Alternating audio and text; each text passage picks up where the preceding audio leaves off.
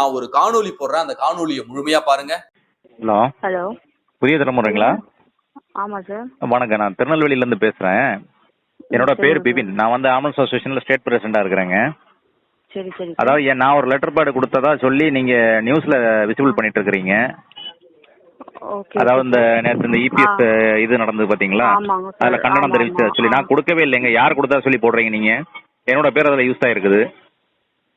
அப்படிங்களா சார்? நான் கேட்குறேன் சார். ரிப்போர்ட்டர் இங்கே கொடுத்துருந்தாங்க, வந்தது தான். ரிப்போர்ட்டர் யாருங்க? பார்த்துட்றேன் சார். நான் உங்களுக்கு பேசிட்டே இந்த நம்பருக்கே வரேன் சார். சரி, கூப்பிட்டு நான் கொஞ்சம் பேசிட்டு லைன்ல வாங்க. சரி சார், தேங்க்யூ சார். மாட்டிக்கிட்ட பங்கு நேத்து தான் நான் சொன்னேன். இவனுக்கு இன்னும் கொஞ்ச நேரத்துல பாருங்க, ஆம்புலன்ஸ் நல சங்கம்னு ஒரு குரூப் கிளம்பி வரும். அந்த குரூப் எடப்பாடி பழனிசாமிக்கு ஒரு கண்டனம் தெரிவிக்கும் பாருங்க அப்படின்னு நான் சொன்னேன். அதே மாதிரி ஃபேக்கா ஒரு கண்டன அறிக்கையை எவனோ ரெடி பண்ணி வெளியிட்டான். வேற யாரும் இல்ல, திமுக கொத்தடிமையா தான் இருக்கும். ஆனா அந்த ஆம்புலன்ஸ் நல உரிமையாளர் சங்க தலைவர் அந்த புதிய தலைவர் செய்தி ஊடகத்துக்கு போனை போட்டு, யோ நான் கண்டன அறிக்கையை விடல, யாரை கேட்டு என் பேரை யூஸ் பண்ணி நீங்க கண்டன அறிக்கை விட்டீங்க, அந்த ரிப்போர்ட்டர் யாரும் சொல்லி எனக்கு அப்படின்னு போய் கம்ப்ளைண்ட் பண்ணிருக்காரு. எங்களுக்கு தெரியும்டா நீங்க இப்படிதான் மாட்டுவீங்கன்னு. இன்னைக்கு வசமா மாட்டிக்கிட்டு ஆதாரத்தோட சிக்கி இருக்கிறானுங்க. இது முழுக்க முழுக்க திமுக காரனுடைய பக்கா கட்சி, பக்கா சதி.